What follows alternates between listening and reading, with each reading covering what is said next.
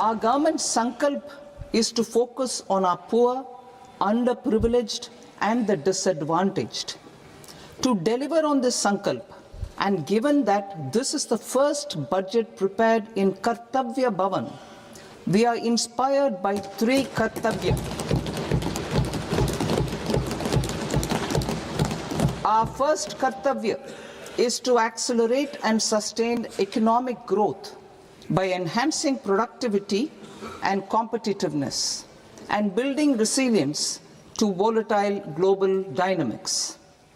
Our second Kartavya is to fulfill aspirations of our people and build their capacity, making them strong partners in India's path to prosperity.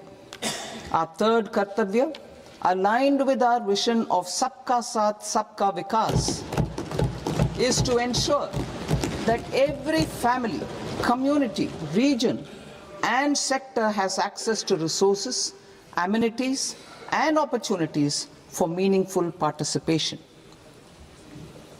This threefold approach requires a supportive ecosystem. The first requirement is to sustain the momentum of structural reforms, continuous, adaptive, and forward-looking. Second, a robust and resilient financial sector is central to mobilizing savings, allocating capital efficiently, and managing risks. Third, cutting-edge technologies, including AI applications, can serve us as force multipliers for better governance. Reform Express. Our government has undertaken comprehensive reforms towards creating employment, boosting productivity, and accelerating growth. After the Prime Minister's announcement on Independence Day in 2025, over 350 reforms have been rolled out. This includes GST simplification, notification of labor codes, and rationalization of mandatory quality control orders. High-level committees have been formed, and in parallel, the central government is working with the state governments on deregulation and reducing compliance requirements. The Reform Express is well on its way and will maintain its momentum to help us fulfill our Kartavya. I now move to specific proposals. Under our first Kartavya, to accelerate and sustain economic growth, I propose interventions in 6 areas. 1. Scaling up manufacturing in 7 strategic and frontier sectors. 2. Rejuvenating legacy industrial sectors. 3. Creating champion MSMEs. 4. Delivering a powerful push for infrastructure. 5. Ensuring long-term security and stability. And 6. Developing city economic regions. Scaling up of manufacturing in 7 strategic and frontier sectors. Biopharma Shakti, meaning biopharma strategy for health advancement through knowledge, technology, and innovation. India's disease burden is observed to be shifting towards non-communicable diseases like diabetes, cancer, and autoimmune disorders. Biologic medicines are key to longevity and quality of life at affordable costs. To develop India as a global biopharma manufacturing hub,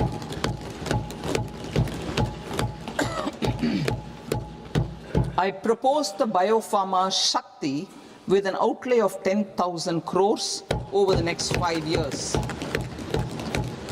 This will build the ecosystem for domestic production of biologics and biosimilars.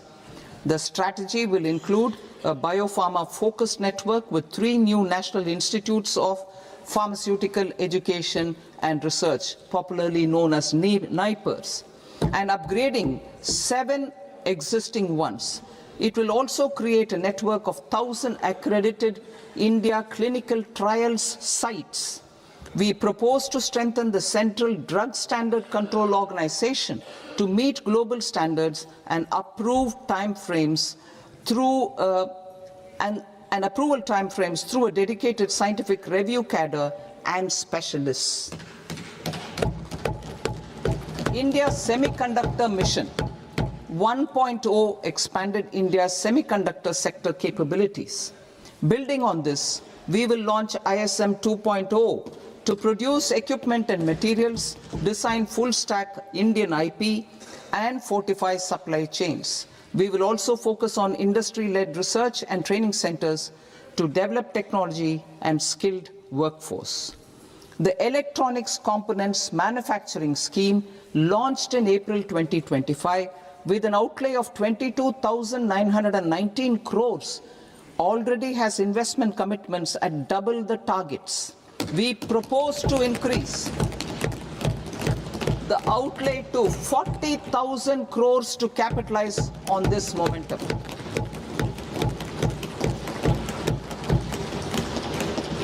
A scheme for rare earth permanent magnets was launched in 2025 November. We now propose to support the mineral-rich states of Odisha, Kerala, Andhra Pradesh and Tamil Nadu to establish dedicated rare earth corridors to promote mining, processing, research and manufacturing. To enhance domestic chemical production and reduction import dependency and reduce import dependency, we will launch a scheme to support states in establishing 3 dedicated chemical parks through challenge route on a cluster-based plug-and-play model. Strong capital goods.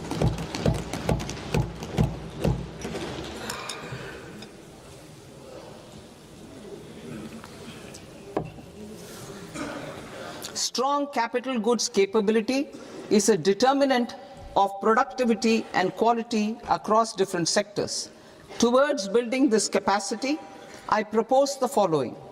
High-tech tool rooms will be established by central public sector enterprises at 2 locations as digitally enabled automated service bureaus that locally design, test and manufacture high-precision components at scale and at lower cost. 2. A scheme for enhancement of construction and infrastructure equipments will be introduced to strengthen domestic manufacturing of high value and technologically advanced CIE. This can range from lifts in a multi-storied apartment or firefighting equipment in multiplexes, large or small, and to tunnel boring equipments for building metros and high-altitude roads. I also propose a scheme for container manufacturing to create a globally competitive container manufacturing ecosystem with a budgetary allocation of 10,000 crores over a 5-year period. For the labor-intensive textile sector, I propose an integrated program with 5 subparts. 1. The National Fiber Scheme for self-reliance in natural fibers, such as silk, wool and jute, man-made fibers, and new-age fibers. Textile expansion and employment scheme to modernize traditional clusters with capital support for machinery, technology upgradation, and common testing and certification centers. 3. The National Handloom and Handicraft Program to integrate and strengthen existing schemes and ensure targeted support for weavers and artisans. Tex Eco Initiative to promote globally competitive and sustainable textiles and apparels. Samarth 2.0 to modernize the upgrade the textile skilling ecosystem through collaboration with industry and academic institutions. Further, I propose to set up a mega I propose to set up mega textile parks in challenge mode. They can also focus on bringing value addition to technical textiles. I propose to launch the Mahatma Gandhi Gram Swaraj initiative to strengthen khadi, handloom and handicrafts. This will help in global market linkage and branding. It will streamline and support training, skilling, quality of process and production. This will benefit our weavers, village industries, one district, one product ODOP initiative and also our rural youth. India has the potential to emerge as a global hub for high quality, affordable sports goods. I propose a dedicated initiative for sports goods that will promote manufacturing, research and innovation in equipment design as well as material sciences. Rejuvenation of legacy industrial clusters. I propose to introduce a scheme to revive 200 legacy industrial clusters to improve their cost competitiveness and efficiency through infrastructure and technology upgradation. Creating champion SMEs and supporting micro enterprises. Recognizing MSMEs as a vital engine of growth, I propose a three-pronged approach to help them grow as champions. Equity support. I propose to introduce a dedicated 10,000 crores SME growth fund to create future champions, incentivizing enterprises based on select criteria. I also propose to top up the Self-Reliant India Fund set up in 2021 with 2,000 crores to continue support to micro enterprises and maintain their access to risk capital. Liquidity support. With TREADS, more than 7 lakh crore has been made available to MSMEs. To leverage its full potential, I propose 4 measures. 1. Mandate TREADS as the transaction settlement platform for all purchases from MSMEs by CPSEs, serving as a benchmark for other corporates. 2. Introduce a credit guarantee support mechanism through CGT-MSE for invoice discounting on TREADS platform. 3. Link GEM with TREADS for sharing information with financiers about government purchases from MSMEs, encouraging cheaper and quicker financing. 4. Introduce TREADS receivables as asset-backed securities, helping develop a secondary market, enhancing liquidity and settlement of transactions. Professional support. Government will facilitate professional institutions such as the ICAI, ICSI, ICMAI to design short-term modular courses and practical tools to develop a cadre of corporate mitras, especially in Tier 2 and Tier 3 towns. These accredited para-professionals will help MSMEs meet compliance requirements at affordable costs. Infrastructure. During this past decade, our government has undertaken several initiatives for large-scale enhancement of public infrastructure, including through new financing instruments such as Infrastructure Investment Trust (InvITs) and Real Estate Investment Trust (REITs), and institutions like NIIF and NABFID. We shall continue to focus on developing infrastructure in cities with over 5 lakh population, that is Tier 2, Tier 3 cities, which have expanded to become growth centers. Public capital expenditure has increased manifold from 2 lakh crore in 2014-15 to an allocation of 11.2 lakh crore in BE 25-26. In this coming year, that is financial year 2026-27, I propose to increase it to 12.2 lakh crores to continue the momentum. To strengthen the confidence of private developers regarding risks during infrastructure development and construction phase, I propose to set up an infrastructure risk guarantee fund to provide prudentially calibrated partial credit guarantee to lenders. Over the years, RIDES have emerged as a successful instrument for asset monetization. I propose to accelerate recycling of significant real estate assets of the CPSEs through the setting up of dedicated RIDES. To promote environmentally sustainable movement of cargo, I propose to 1. Establish new dedicated freight corridors connecting Dankuni in the east to Surat in the west.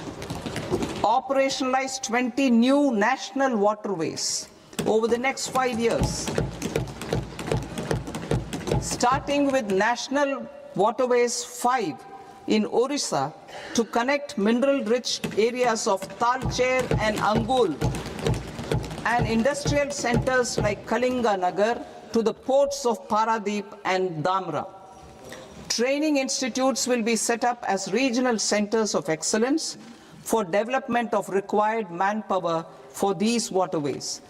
This will benefit youth in the entire stretch of the waterways to train and acquire skills. Further, a ship repair ecosystem catering to inland waterways will also be set up at Varanasi and Patna. And C, launch a coastal cargo promotion scheme for incentivizing a modal shift from rail to road to increase the share of inland waterways and coastal shipping from 6% to 12% by 2047. To enhance last mile and remote connectivity and promote tourism, I propose to give incentives to indigenize manufacturing of seaplanes. A seaplane VGF scheme will be also introduced to provide support for operations. Carbon capture, utilization and storage. Aligning with the roadmap launched in December 2025, the carbon capture, utilization and storage technologies at scale will achieve higher readiness and in end-use application across 5 industrial sectors, including power, steel, cement, refineries, and chemicals. An outlay of 20,000 crore is proposed over the next 5 years for this purpose. City economic regions. Cities are India's engines of growth, innovation, and opportunities. We shall now focus on Tier 2, Tier 3 cities, and even temple towns, which need modern infrastructure and basic amenities. This budget aims to further amplify the potential of cities to deliver the economic power of agglomerations by mapping city economic regions based on their specific growth drivers. An allocation of 5,000 crore per CER over 5 years is proposed for implementing their plans through a challenge mode with a reform-cum-result-based financing mechanism. In order to promote environmentally sustainable passenger systems, we will develop 7 high-speed rail corridors between cities as growth connectors, namely Mumbai to Pune, Pune to Hyderabad, Hyderabad to Bengaluru, Hyderabad to Chennai, Chennai to Bengaluru, Delhi to Varanasi, Varanasi to Siliguri.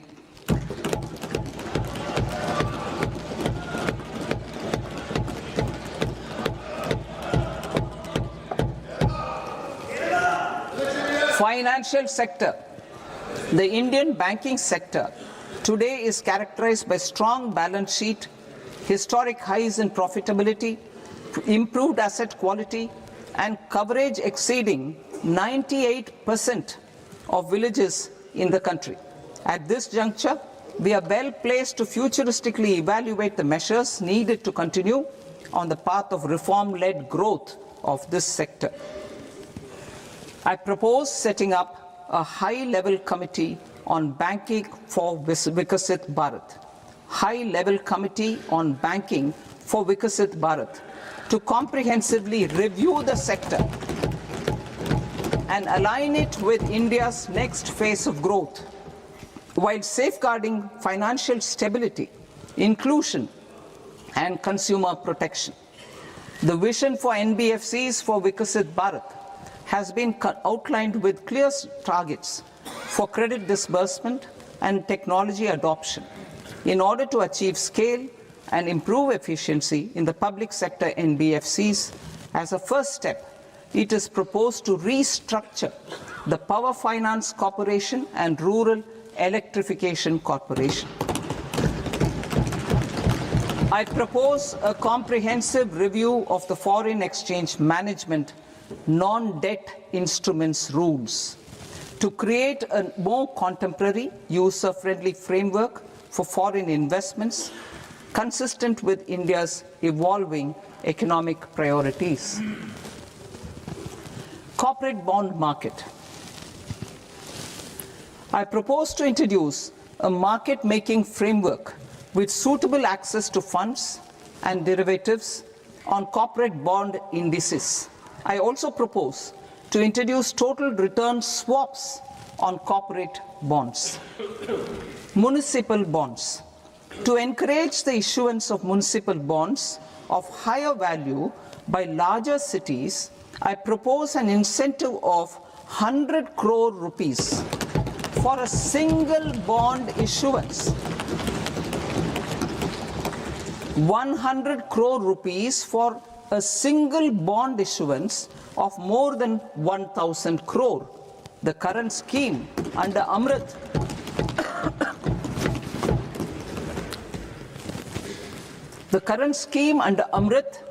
which incentivizes issuances up to 200 crores only, will also continue to support smaller and medium towns. That will also continue to support the smaller and medium towns. Ease of doing business. Individual persons resident outside India, PROI, will be permitted to invest in equity instruments of listed Indian companies through the portfolio investment scheme. It is also proposed to increase the investment limit for an individual PROI under the scheme from 5% to 10%, with an overall investment limit for all individual PROIs to 24% from the current 10%. Emerging technologies including AI. 21st century is technology-driven. Adoption of technology is for the benefit of all people. Farmers in the field, women in STEM, youth keen to upskill, and Divyangjan to access newer opportunities. The government has taken several steps to support new technologies through AI Mission, National Quantum Mission, Anusandhan National Research Fund, and Research and Development and Innovation Fund. Our second kartavya is to fulfill aspirations and build capacities. Close to 25 crore individuals have come out of multi-dimensional poverty through a decade of our government's sustained and reform-oriented efforts.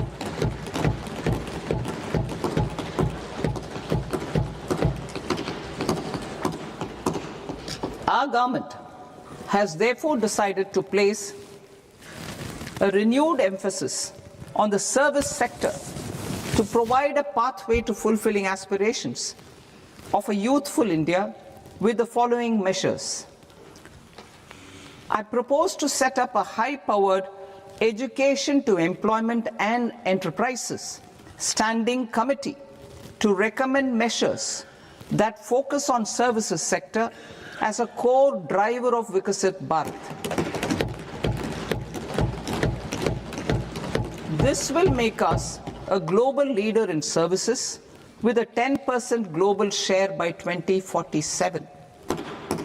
The committee will prioritize areas to optimize the potential for growth, employment, and exports. They will also assess the impact of emerging technologies, including AI, on jobs and skill requirements and propose measures thereof. To create a range of skilled career pathways, a new range of skilled career pathways for our youth, I propose interventions in the following sectors. Health. Existing institutions for allied health professionals will be upgraded and new AHP institutions established in private and government sectors. This will cover 10 selected disciplines, including optometry, radiology, anesthesia, OT technology, applied psychology and behavioral health, and add 1 lakh AHPs over the next 5 years. A strong care system covering geriatric and allied care services will be built.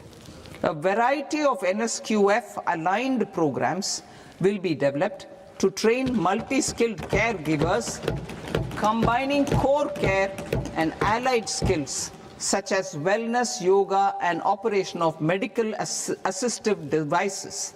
In the coming year, 1.5 lakh caregivers will be trained.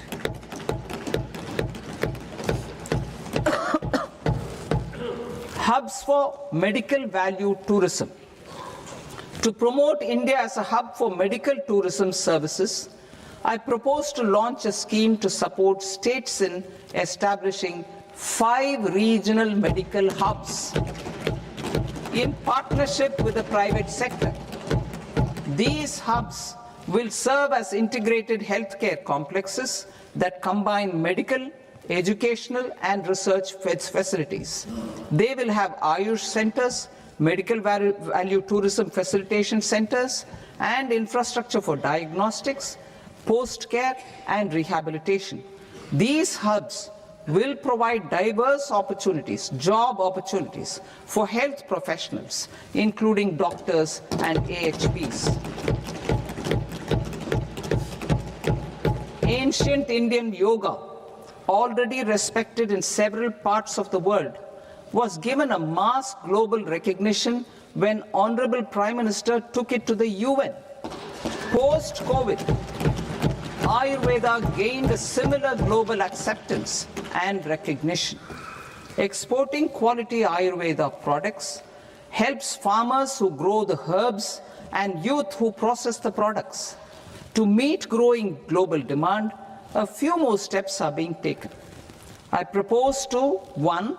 Set up 3 new All India Institutes of Ayurveda. 2. Upgrade Ayush pharmacies and drug testing labs for higher standards of certification ecosystem and make available more skilled personnel. 3. Upgrade the WHO Global Traditional Medicine Center in Jamnagar to bolster evidence-based research, training, and awareness for traditional medicine. Animal husbandry. Livestock contributes to close to 16% of farm income, including of poor and marginal households.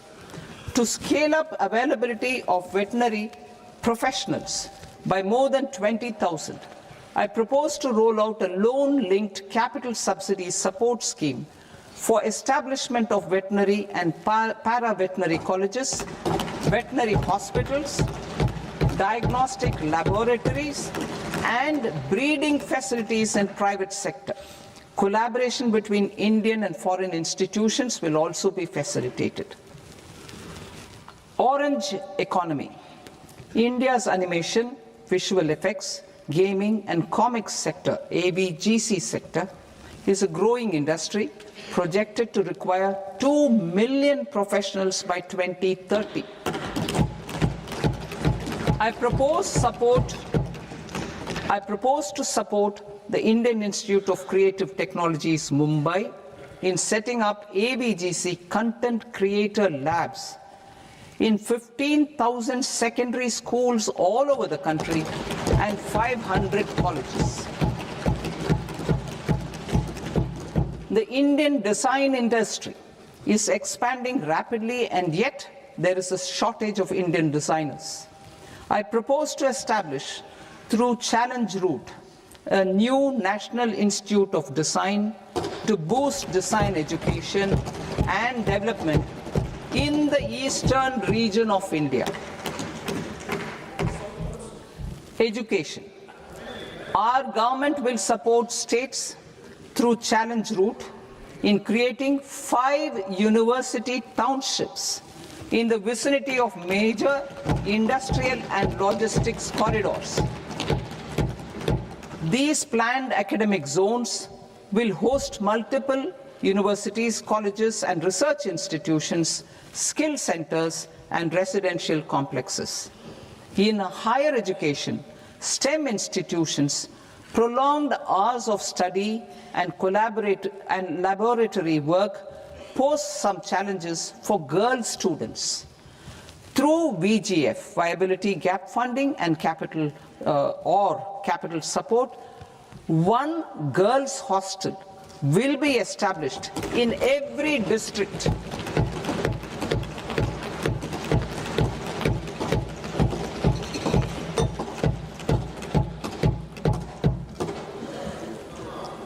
To promote astrophysics and astronomy via immersive experiences.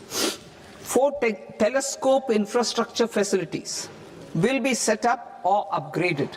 The National Large Solar Telescope, the National Large Optical Infrared Telescope, the Himalayan Chandra Telescope, and the Cosmos 2 Planetarium. Tourism. The tourism sector has the potential to play a large role in the employment generation, forex earnings, and expanding the local economy. I propose to set up a National Institute of Hospitality by upgrading the existing National Council for Hotel Management and Catering Technology. It will function as a bridge between academia, industry, and government. I also propose a pilot scheme for upskilling 10,000 guides in 20 iconic tourist sites through a standardized, high-quality, 12-week training course in hybrid mode in collaboration with the Indian Institute of Management. A national destination digital knowledge grid will be established to digitally document all places of significance, cultural, spiritual, and heritage. This initiative will create a new ecosystem of jobs for local researchers, historians, content creators, and technology partners. India has the potential and opportunity to offer world-class trekking and hiking experience. We will develop ecologically sustainable mountain trails in Himachal Pradesh, Uttarakhand, and Jammu Kashmir. Also in Araku Valley in the Eastern Ghats and Podigai Malai in the Western Ghats. Turtle trails along key nesting sites in the coastal areas of Odisha, Karnataka, and Kerala. And 3 bird watching trails along the Pulikat Lake in Andhra Pradesh, Tamil Nadu. It's on the border. Under the visionary leadership of Honorable Prime Minister, we established the International Big Cat Alliance in 2024. This year, India is hosting the first ever Global Big Cat Summit, where heads of governments and ministers from 95 range countries will deliberate on collective strategies for conservation. Heritage and culture tourism. I propose to develop 15 archaeological sites, including Lothal, Dholavira, Rakhi-Gadi, Adichanallur, Saranath, Hastinapur, and Leh Palace into vibrant experiential cultural destinations. Excavated landscapes will be open to the public through curated walkways. Immersive storytelling skills and technologies will be introduced to help conservation labs, interpretation centers, and guides. The sports sector provides multiple means of employment, skilling, and job opportunities. Taking forward the systematic nurturing of sports talent, which is set in motion through the Khelo India program earlier, I propose to launch a Khelo India mission to transform the sports sector over the next decade. The mission will facilitate an integrated talent development pathway supported by training centers, which are foundational, intermediate, and elite levels. B, systematic development of coaches and support staff. C, integration of sports science and technology. D, competitions and leagues to promote sports culture and provide platforms. And E, development of sports infrastructure for training and competition. Our third Kartavya aligns with our vision of Sabka Saath, Sabka Vikas towards Vikasit Bharat. This requires targeted efforts for 1. Increasing farmer incomes through productivity enhancement and entrepreneurship, with special attention to small and marginal farmers. B. Empowering Divyangjan through access to livelihood opportunities, training, and high-quality assistive devices. C. Empowering the vulnerable to access mental health and trauma care. D. Focus on the Purvodaya states and the Northeast region to accelerate development and employment opportunities. Fisheries. We will undertake initiatives for integrated development of 500 reservoirs and Amrit Sarovars. 2. Strengthen the fisheries value chain in coastal areas and enable market linkages involving startups and women-led groups together with fish farmer producer organizations. Animal husbandry. To provide quality employment opportunities in rural and peri-urban areas, we will support the animal husbandry sector in entrepreneurship development through A. A credit-linked subsidy program. B. Scaling up and modernization of livestock enterprises. C. Enhanced creation of livestock, dairy, and poultry. Enhanced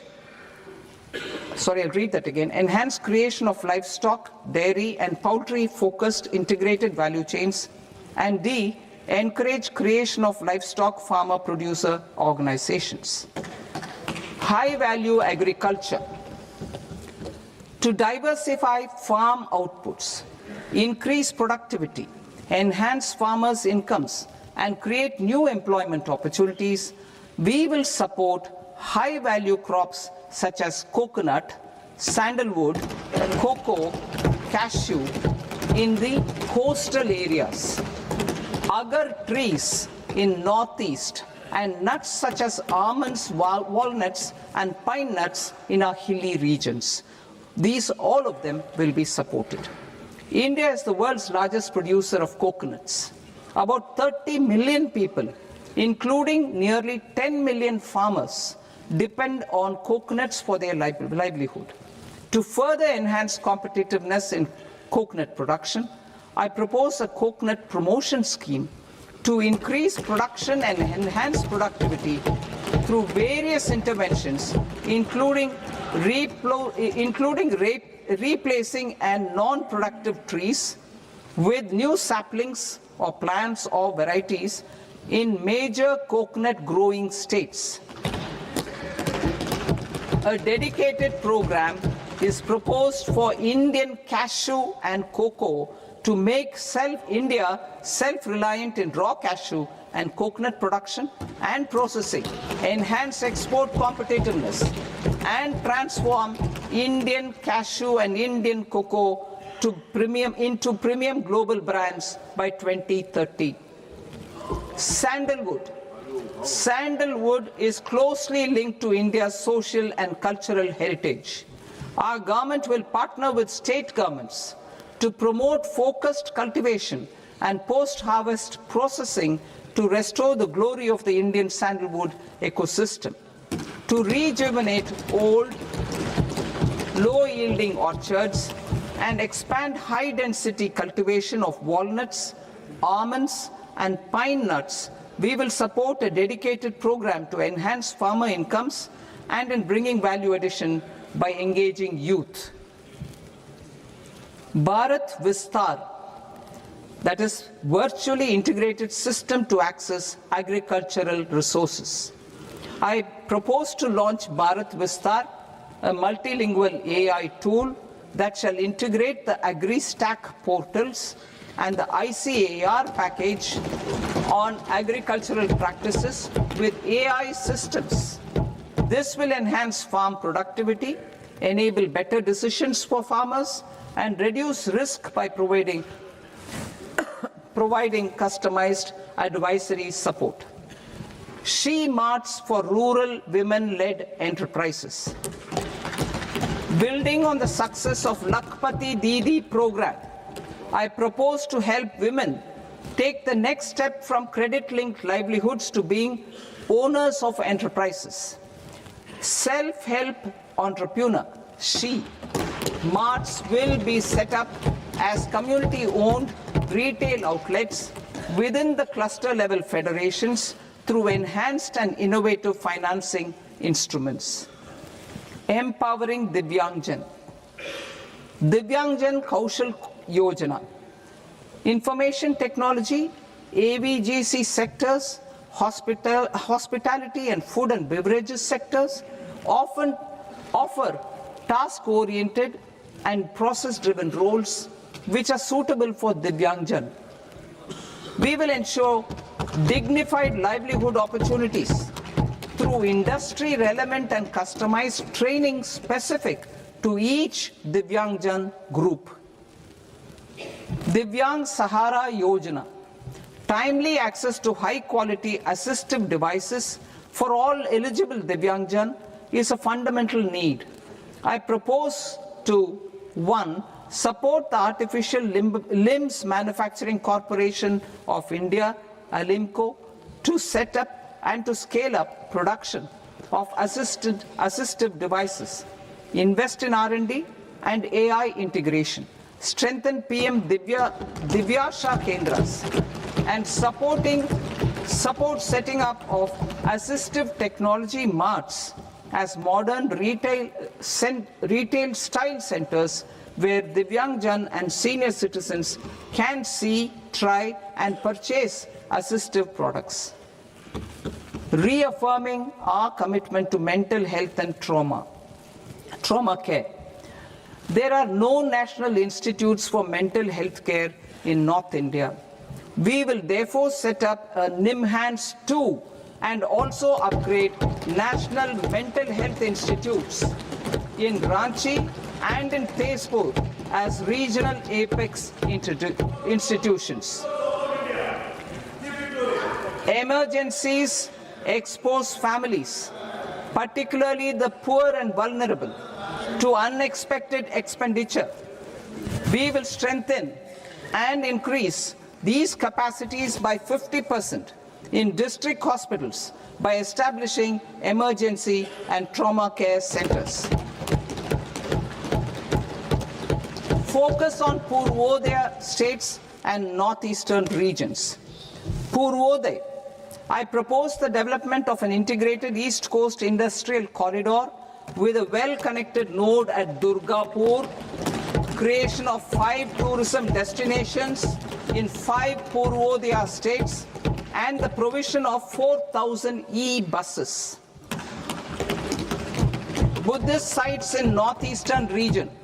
The northeastern region is a civilizational confluence of Theravada and Mahayana or Vajrayana traditions.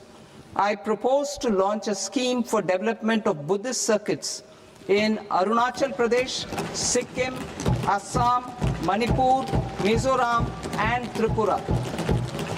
The scheme will cover preservation of temples and monasteries, pilgrimage interpretation centers, connectivity, and pilgrim amenities.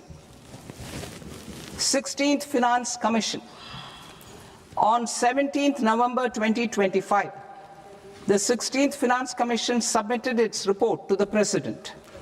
As mandated under Article 281 of the Constitution, the government is to lay the report along with the explanatory memorandum on the action taken report on the recommendations of the Commission in Parliament, which, Sir, Honourable Speaker, you've allowed me to do at the commencement of the session.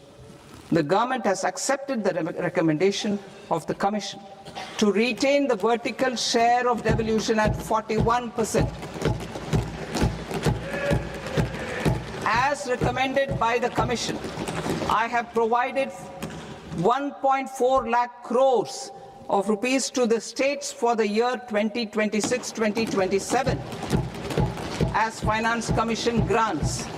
These include rural and urban local body and disaster management grants. Fiscal consolidation. Government has been delivering on our fiscal commitments consistently without compromising on social needs. To strive towards accepted standards of fiscal management in Budget 25-26, I had indicated that the central government would target reaching a debt to GDP ratio of 50 plus or minus 1% by 2030-31. In line with this, the debt to GDP ratio is estimated to be 55.6% of GDP in BE 26-27, compared to 56.1% of GDP in RE 25-26. A declining debt to GDP ratio will gradually free up resources for priority sector lending and expenditure by reducing the outgo on interest payments. One of the main operational instruments for debt targeting is the fiscal deficit. I am happy to inform this august House that I fulfilled my commitment made in 2021-2022 to reduce fiscal deficit below 4.5% of GDP by 25-26. In RE 25-26, the fiscal deficit has been estimated at par with BE of 2025-26 at 4.4% of GDP. In line with the new fiscal prudence path of debt consolidation, the fiscal deficit in BE 26-27 is estimated to be 4.3% of the GDP.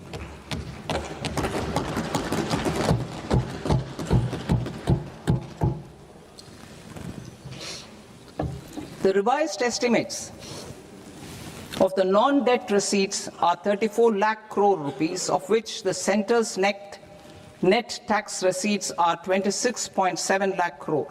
The revised estimate of the total expenditure is 49.6 lakh crore rupees, of which the capital expenditure is about 11 lakh crores. Budget estimates 2026 to 2027. Coming to 26-27, the non-debt receipts and the total expenditure are estimated as 36.5 lakh crore and 53.5 lakh crore respectively. The centre's net tax receipts are estimated at 28.7 lakh crore rupees. To finance the fiscal deficit, the net market borrowings from dated securities are estimated at 11.7 lakh crore rupees. The balance financing is expected to come from small savings and other sources. The gross market borrowings are estimated at 17.2 lakh crore rupees. I'll now move to Part B. Part B, direct taxes.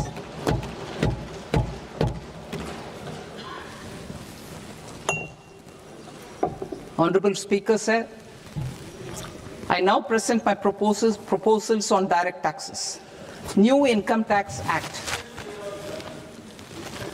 In July 2024, I announced a comprehensive review of the Income Tax Act 1961. This was completed in a record time, and the Income Tax Act 2025 will come into effect from 1st April 2026. The simplified income tax rules and forms will be notified shortly, giving adequate time to taxpayers to acquaint themselves with its requirements. The forms have been redesigned such that ordinary citizens can comply without difficulty. Ease of living. I propose that any interest awarded by the Motor Accident Claims Tribunal to a natural person will be exempt from income tax, and any TDS on this account will be done away with. I propose to reduce TCS rate on the sale of overseas tour program package from the current 5% and 20% to 2% without any stipulation of amount. I propose to reduce TCS rate for pursuing education and for medical purposes under the Liberalized Remittance Scheme, popularly known as LRS, from 5% to 2%. Supply of manpower services is proposed to be specifically brought within the ambit of payment to contractors for the purpose of TDS to avoid ambiguity. Thus, TDS on these services will be at the rate of either 1% or 2% only. I propose a scheme for small taxpayers, wherein a rule-based automated process will enable obtaining a lower or nil deduction certificate instead of filing an application with the assessing officer. For the ease of taxpayer holding securities in multiple companies, I propose to enable depositories to accept Form 15G or Form 15H from the investor and provide it directly to various relevant companies. I propose to extend time available for revising returns from 31st December to up to 31st March with the payment of a nominal fee. I also propose to stagger the timeline for filing of tax returns.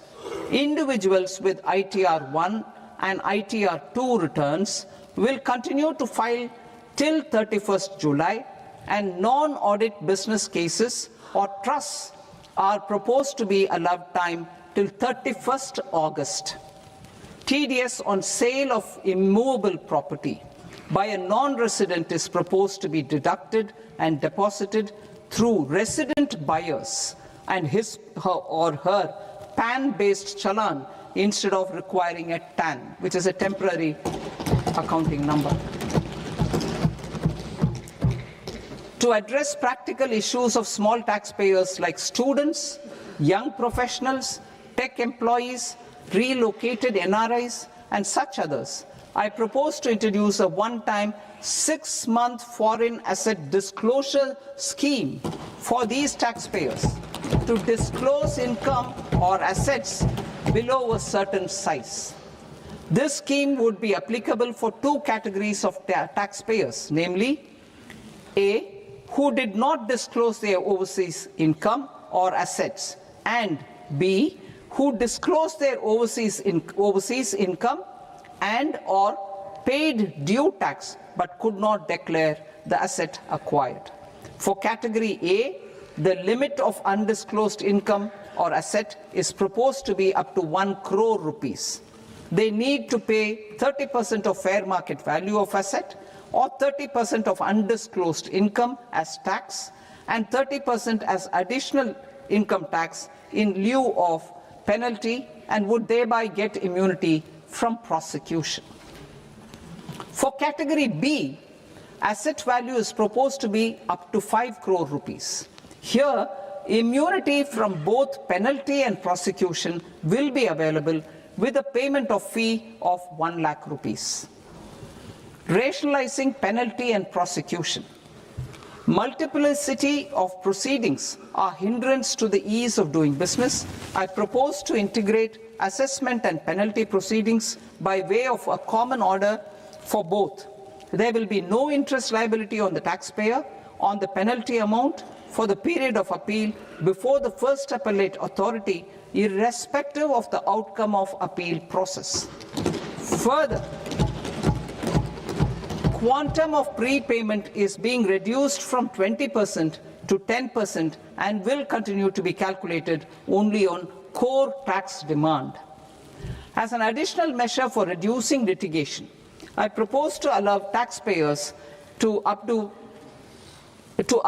their returns even after reassessment proceedings have been initiated and an additional 10% tax rate over and above the rate applicable for the relevant year. The assessing officer will then use only this updated return in his proceedings. There is already a framework for immunity from penalty and prosecution in the cases of underreporting. I propose to apply this framework for immunity to misreporting too.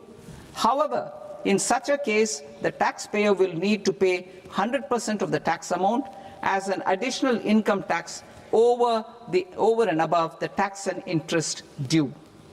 Penalties for certain technical defaults, such as failure to get accounts audited, non-furnishing of transfer pricing audit report, and default in furnishing statement for financial transactions are proposed to be converted into fee.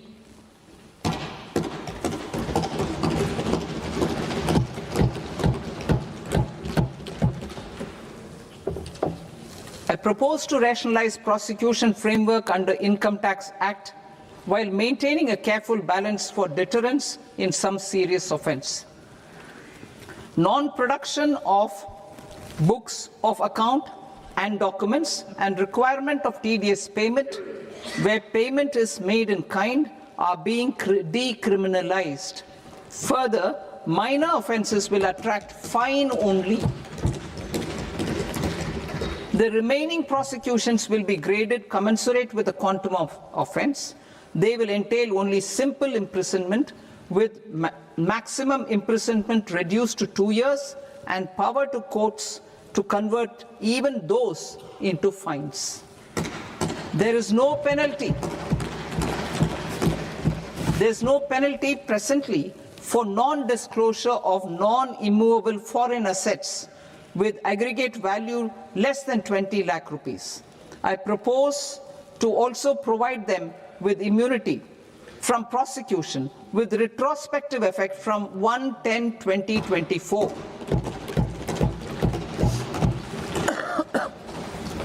Cooperatives. Deduction is already allowed to a primary cooperative society engaged in supplying milk, oilseeds, fruits or vegetables raised or grown by its members. I propose to extend this deduction to also include supply of cattle feed and cotton seed produced by its members. I propose to allow inter-cooperative society dividend income as deduction under the new tax regime to the extent it is further distributed to its members.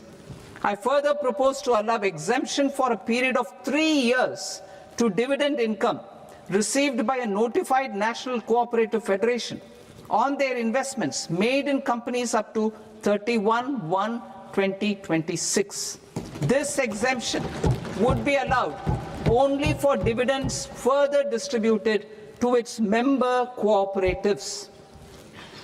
Supporting IT sector as India's growth engine. India is a global leader in software development services, IT-enabled services, knowledge process outsourcing services, and contract R&D services relating to software development.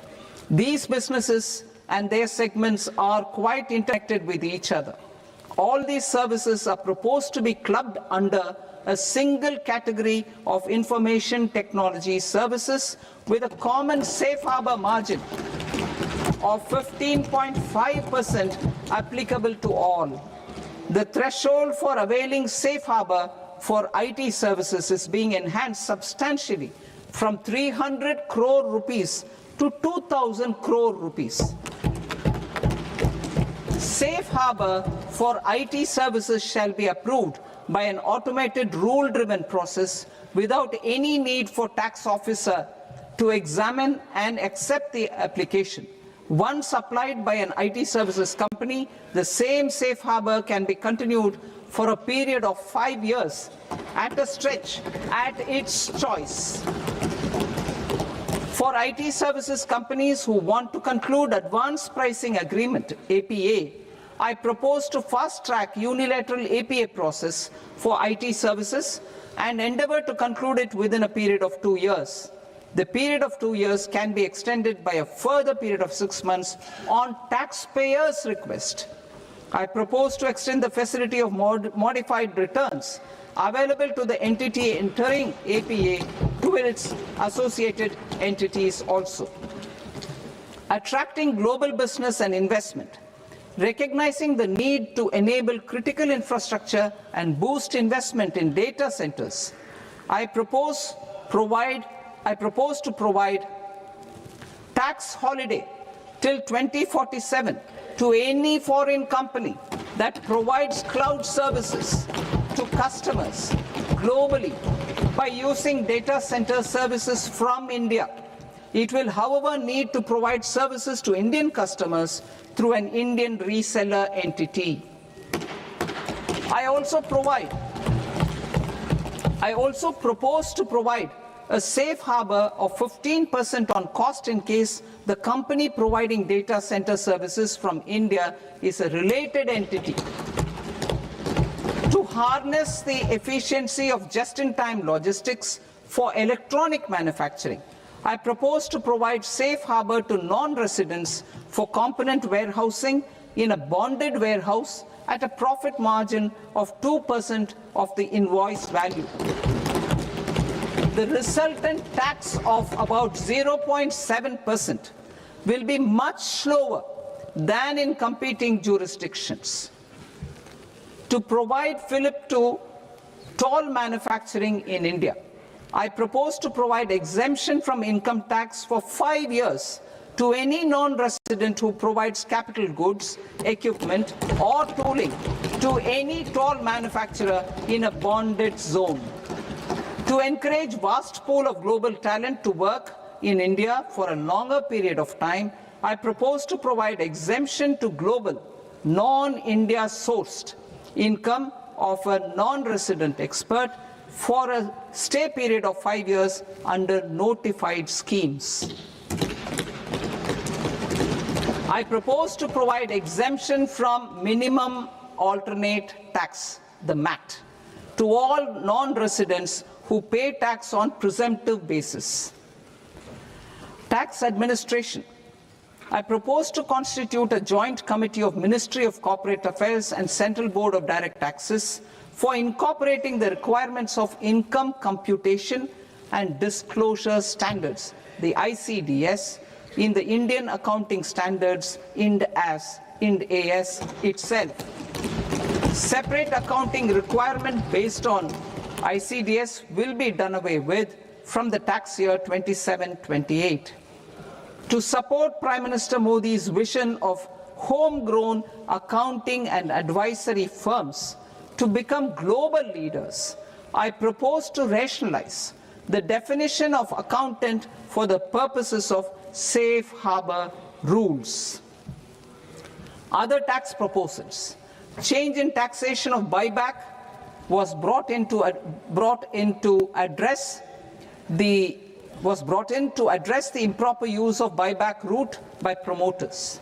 In the interest of minority shareholders, I propose to tax buyback for all types of shareholders as capital gains.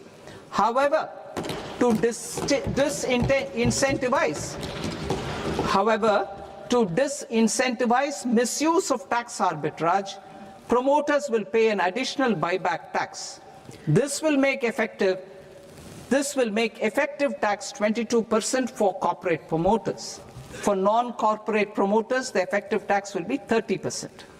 TCS rate for sellers of specific goods, namely alcoholic liquor, scrap, and minerals, will be rationalized to 2%, and that on tendu leaves will be reduced from 5% to 2%. I propose to raise the STT on futures to 0.05% from the present 0.02%. STT on options premium and exercise of options are both proposed to be raised to 0.15% from the present rate of 0.1% and 0.125% respectively. We reformed the taxation landscape for corporates in 2019 by providing them a simplified regime with lower tax rate so that they could productively focus on business rather than on claim of deductions and exemptions. To encourage companies to shift to the new regime, set-off of brought forward MAT credit, minimum alternate tax credit, is proposed to be allowed to companies only in the new regime. Set-off using available MAT credit is proposed to be allowed to an extent of 1/4 of the tax liability in the new regime. MAT is proposed to be made final tax, so there will be no further credit accumulation from 1st April 2026. In line with this change, the rate of final tax is being reduced to 14% from the current MAT rate of 15%. The brought forward MAT credit of taxpayers accumulated till 30th March 2026 will continue to be available to them for set-off as above. Indirect taxes. I shall now take up proposals related to indirect taxes. My proposals for customs and central excise aim to further simplify the tariff structure, support domestic manufacturing, promote export competitiveness, and correct inversion in duty. To continue weeding out long-continuing customs duty exemptions, I propose to remove certain exemptions on items which are being manufactured in India or where the imports are negligible. Similarly, to further simplify the process of ascertaining the rate of duty applicable on a particular item, I propose to incorporate certain effective rates in various customs notifications to the tariff schedule itself. I shall now take up sector-specific proposals. Promotion of exports of marine, leather, and textile products. I propose to increase the limit for duty-free imports of specified inputs used for processing seafoods for export from the current 1% to 3% of FOB value of the previous year's export turnover. I also propose to allow duty-free imports of specified inputs, which is currently available for exports of leather or synthetic footwear, to exports of shoe uppers as well. I propose to extend the time period for export of final product from the existing 6 months to 1 year for exporters of leather or textile garments, leather or synthetic footwear, and other leather products. Energy transition and security. I propose to extend the basic customs duty exemption given to capital goods used for manufacturing lithium-ion cells for batteries to those used for manufacturing lithium-ion cells for battery energy storage systems also. I propose to exempt basic customs duty on import of sodium antimonate for use in manufacture of solar glass. Nuclear power.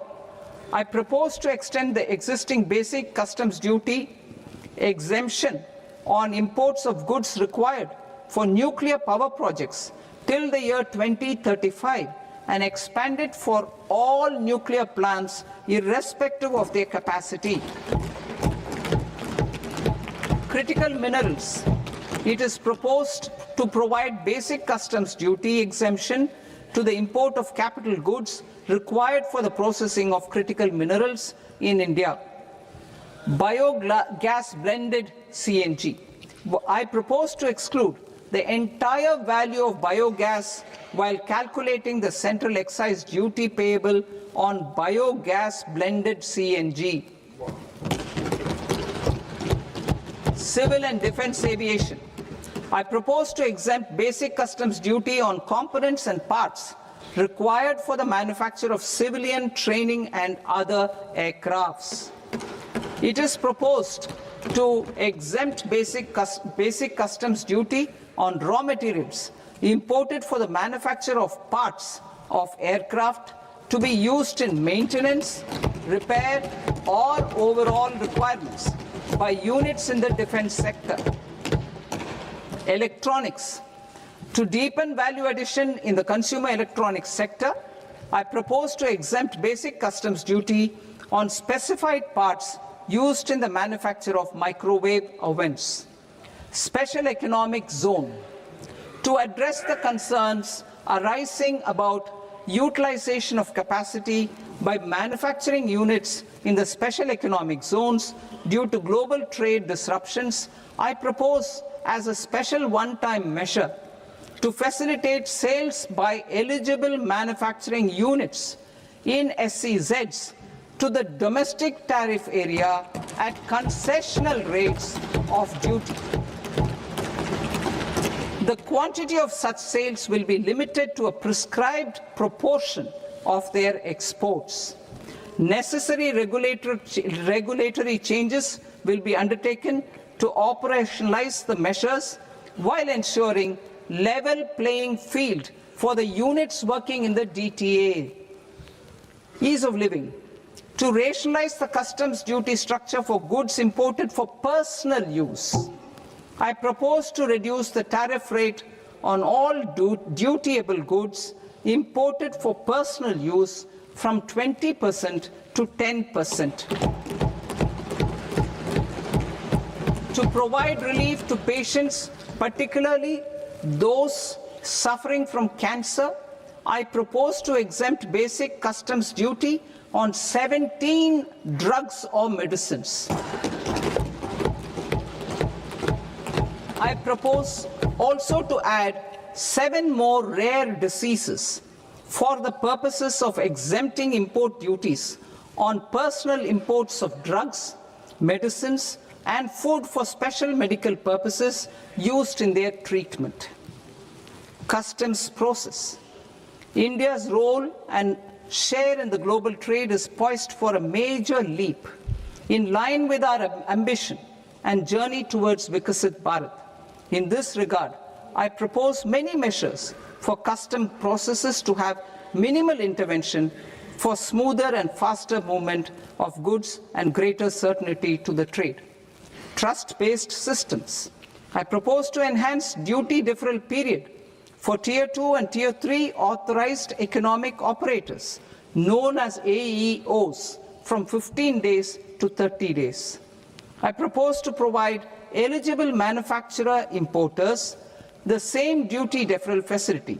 This should encourage them to get themselves accredited as a full-fledged Tier 3 AEO in due course. To provide greater certainty and for better business planning, I propose to extend validity period of advance ruling binding on customs from the present 3 years to 5 years. In the spirit of the whole of government approach,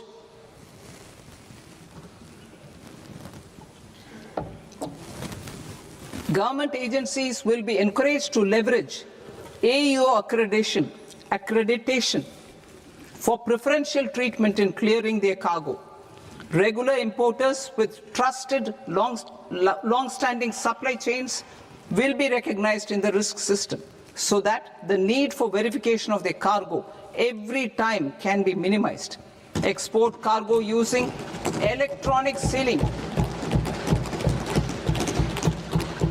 Export cargo using electronic sealing will be provided through clearance from the factory premises to the ship.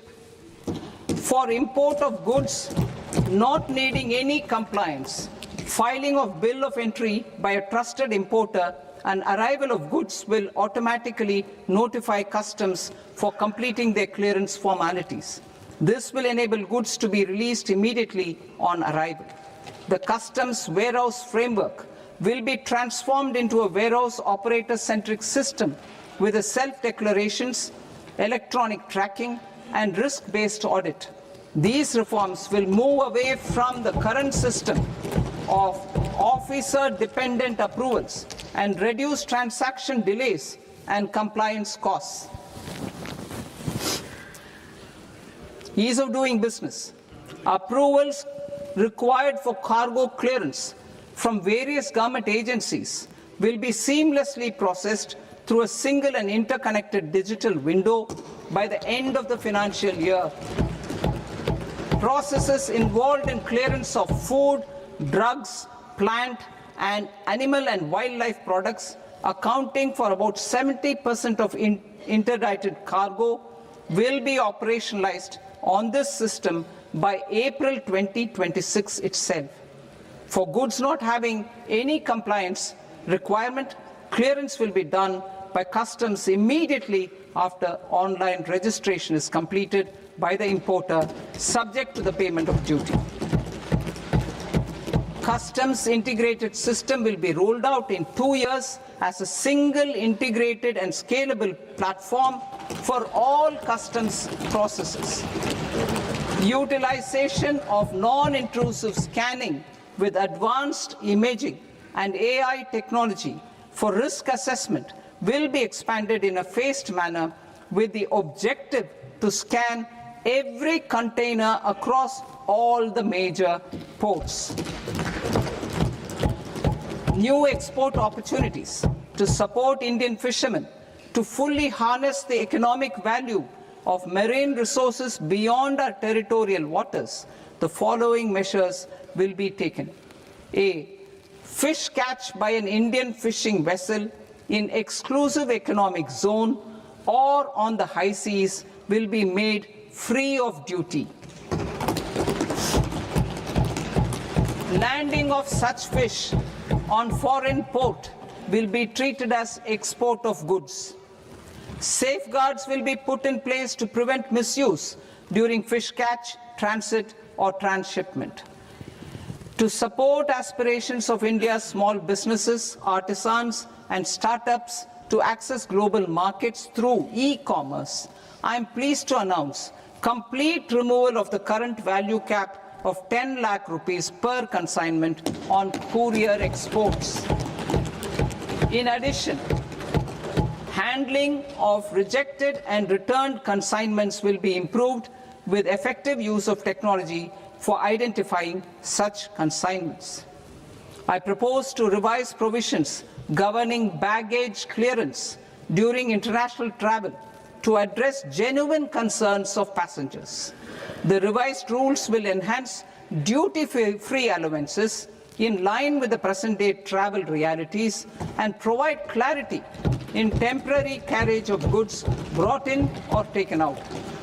There are honest taxpayers who are willing to settle disputes by paying all their dues, but they get deterred due to negative connotation associated with penalty. They will now be able to close cases by paying an additional amount in lieu of penalty.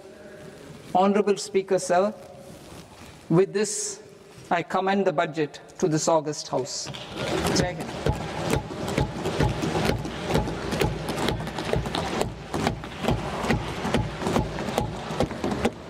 1.5 hours. Item number 3 माननीय वित्त मंत्री जी।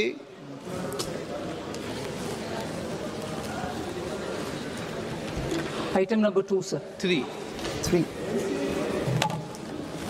Sir, with your permission, I rise to lay on the table of the following statements under Section 3, 1 of the Fiscal Responsibility and Budget Management Act of 2003. Medium-term fiscal policy cum fiscal policy strategy statement and macroeconomic framework statement. Item number 4 माननीय वित्त मंत्री जी।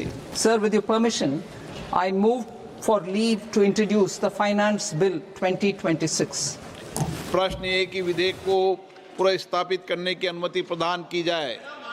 जो सदस्य इस पक्ष में हाँ गए, जो सदस्य विरोध में ना गए, मेरे विचार में निर्णय हाँ वालों के पक्ष में, हाँ वालों के पक्ष में अनुमति प्रदान की जाती है। माननीय मंत्री जी, अब विधेयक पूरे स्थापित करें। Sir, I introduce the bill. माननीय सदस्यगण, आपको सूचित किया जाता है कि माननीय वित्त मंत्री जी के बजट भाषण की कॉपी पब्लिकेशन काउंटर पर ली जाती है। बजट भाषण और बजट से संबंधित दस्तावेज आपके मोबाइल फोन और मेंबर पोर्टल्स पर ही उपलब्ध है। सभा की कार्रवाई कल सोमवार दिनांक 2 फरवरी 2026 को प्राप्त 11 बजे तक के लिए स्थगित की जाती है।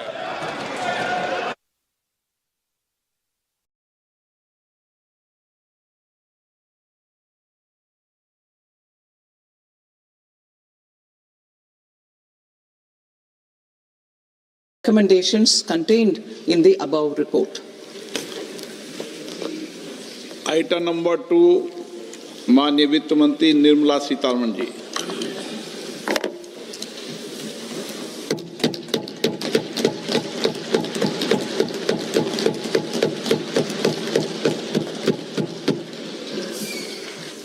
Honorable Speaker, sir, on the sacred occasion of Magh Purnima and the birth anniversary of Guru Ravidas, I present the budget for the year 2026-2027. Since we assumed office 12 years ago, India's economic trajectory has been marked by stability, fiscal discipline, sustained growth, and moderate inflation.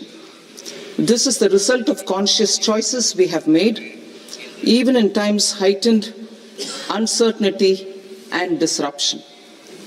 Our government, led by Honorable Prime Minister Modi, has decisively and consistently chosen action over ambivalence, reform over rhetoric, and people over populism. We have pursued far-reaching structural reforms, fiscal prudence and monetary stability, whilst maintaining a strong thrust on public investment. Keeping Atmanirbharta as a lodestar, we have built domestic manufacturing capacity, energy security, and reduced critical import dependencies. Simultaneously, we have ensured that citizens benefit from every action of the government, undertaking reforms to support employment generation, agricultural production,